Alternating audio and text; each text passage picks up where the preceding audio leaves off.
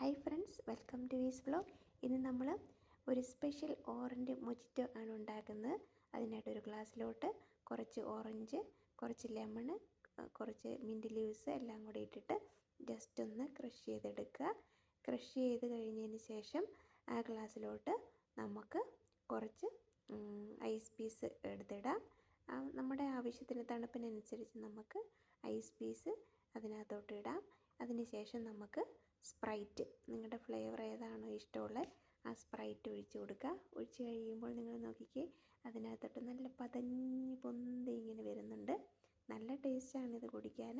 എല്ലാവരും ഇത് ട്രൈ ചെയ്ത് നോക്കുക.